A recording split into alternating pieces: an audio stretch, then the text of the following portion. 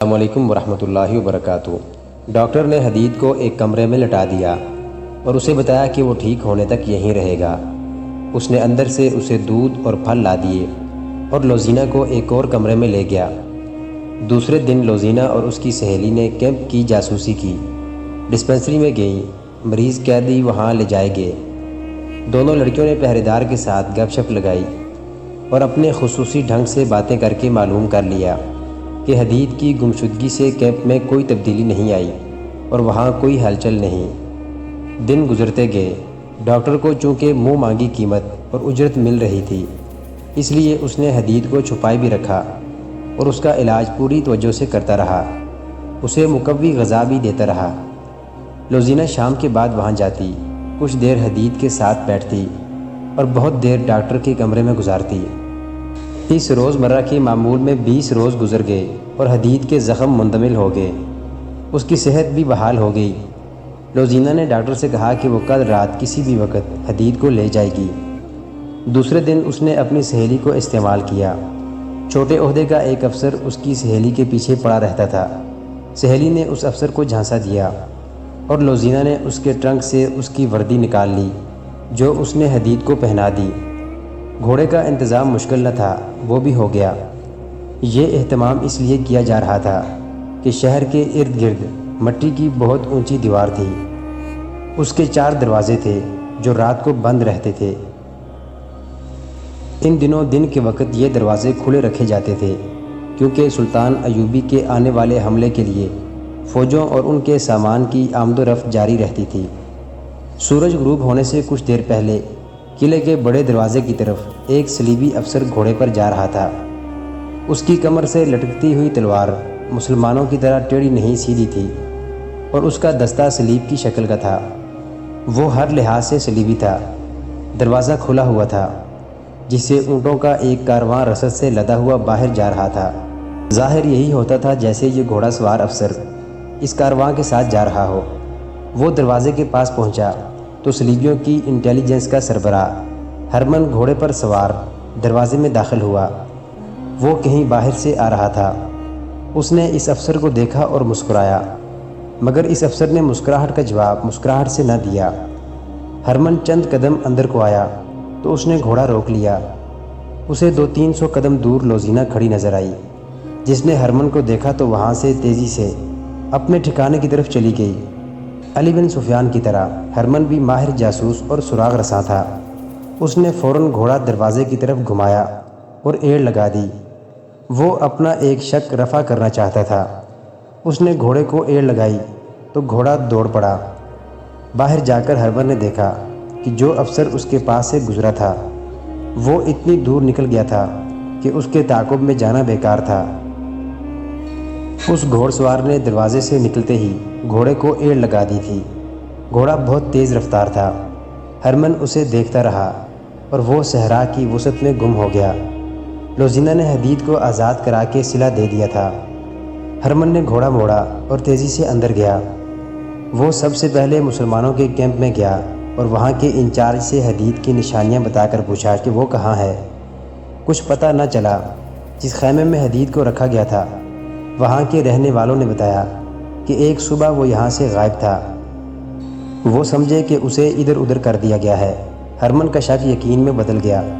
وہ حدید ہی تھا جسے اس نے صلیبی فوج کی وردی میں دروازے سے نکلتے دیکھا تھا۔ وہ مزید تفتیش سے پہلے لوزینہ کے کمرے میں گیا۔ وہ سر ہاتھوں میں تھامے رو رہی تھی۔ کیا تم نے اسے بھگایا ہے؟ ہرمن نے گرج کر کہا۔ لوزینہ نے آہستہ سے سر اٹھایا۔ ہرمن نے کہا، جھوٹ بولو گی تو میں تفتیش کر کے ثابت کر دوں گا کہ اسے تم نے فرار میں مدد دی ہے۔ نہ آپ کو تفتیش کی ضرورت ہے نہ مجھے جھوٹ بولنے کی ضرورت، لوزینہ نے کہا۔ میری زندگی ایک شاہانہ جھوٹ اور میرا وجود ایک خوبصورت دھوکہ ہے۔ اپنی روح کی نجات کے لیے میں سچ بول کر مر رہی ہوں۔ اس کی آواز میں غنودگی تھی جو بڑھتی جا رہی تھی۔ وہ اٹھی تو اس کی ٹانگیں لڑکھڑائیں۔ اس کے قریب ایک گلاس پڑا تھا جس میں چند قطرے پانی تھا۔ اس نے گلاس اٹھا کر ہرمن کی طرف بڑھا کر کہا، میں نے اپنے آپ کو سزائے موت دے دی ہے۔ اس گلاس میں پانی کے چند قطرے گواہی دیں گے کہ میں نے اپنے ناپاک جسم کو سزائے موت اس لیے نہیں دی کہ اپنی قوم سے غداری کی اور دشمن کو قید سے بھگا دیا ہے، بلکہ میرا جرم یہ تھا کہ میں ان انسانوں کو دھوکے دینے گئی تھی جن کے ہاں کوئی دھوکہ اور فریب نہیں۔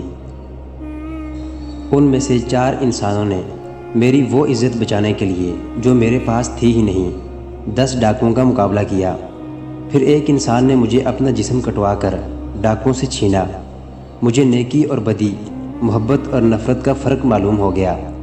میں سچ بول کر مر رہی ہوں، یہ پرسکون موت ہے۔ وہ گرنے لگی تو ہرمن نے اس کے ہاتھ سے گلاس لے کر اسے تھام لیا۔ لوزینہ نے اپنے جسم کو جھٹکا دیا اور ہرمن کے بازوں سے نکل کر پرے ہو گئی۔ اونگتی ہوئی آواز میں بولی، میرے جسم کو ہاتھ نہ لگاؤ، یہ اب تمہارے کام کا نہیں رہا۔ اس زہر نے اس میں سچ داخل کر دیا ہے۔ تمہیں ناپاک جسموں کی ضرورت ہے، اسے میں نے بگایا ہے۔ اسے میں نے 20 روز چھپائے رکھا تھا۔ اسے میں نے فرنینڈس کی وردی چرا کر پہنائی تھی۔ اسے میں نے گھوڑا دیا تھا۔ میں اس کے ساتھ نہیں جا سکتی تھی، میں اس کے بغیر رہ بھی نہیں سکتی تھی، اس لیے میں نے زہر پی لیا۔ اگر تم مجھے پکڑ نہ لیتے تو بھی میں زہر پی لیتی۔ ہرمن کو اس کی آخری سرگوشی سنائی دی۔ سچ بول کر مرنے میں کتنا سکون ہے۔ اس نے آخری سانس اس طرح لی جیسے سکون سے آہ بھری ہو۔ اسے جب دفن کر چکے تو ایک افسر نے پوچھا، اس کا کوئی خاندان تھا؟ تو انہیں اس کی موت کی اطلاع دے دو۔ اس کا خاندان ہم ہی تھے، ہرمن نے جواب دیا۔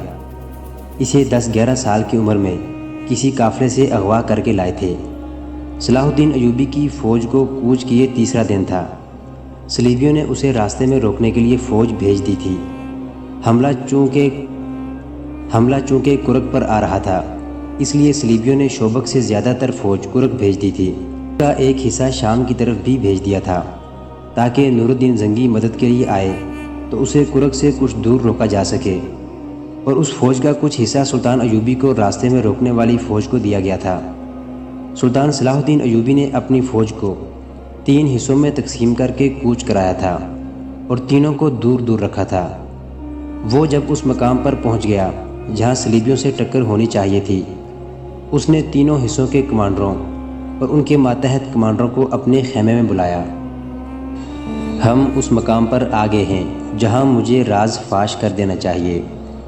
سلطان ایوبی نے کہا، تم شاید حیران ہو رہے ہوگے کہ میں تمہیں یہ بتاتا رہا ہوں کہ میں کرک پر حملہ کروں گا، مگر میں تمہیں کسی اور طرف لے آیا ہوں۔ میں کرک پر حملہ نہیں کر رہا، ہماری منزل شوبک ہے۔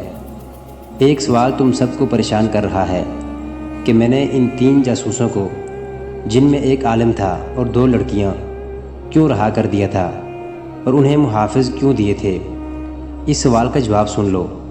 میں نے انہیں اپنے ساتھ والے کمرے میں بٹھا کر درمیان کا دروازہ آدھا کھلا رکھا اور علی بن سفیان اور 2 نائبین کو یہ بتانا شروع کر دیا کہ میں فلاں تاریخ کو کرک پر حملہ کر رہا ہوں۔ میں جانتا تھا کہ جاسوس سن رہے تھے۔ میں نے ان کے کانوں میں یہ بھی ڈالا کہ میں صلیبیوں سے کھلے میدان کی جنگ سے ڈرتا ہوں۔ اس قسم کی باتیں ان کے کانوں میں ڈال کر انہیں رہا کر دیا اور انہیں محافظ دیے تاکہ وہ صحیح و سلامت شوبک پہنچ جائیں۔ مجھے اطلاع ملی ہے کہ راستے میں ایک حادثہ ہو گیا ہے۔ ڈاکوؤں نے 3 محافظوں اور ایک لڑکی کو مار ڈالا ہے۔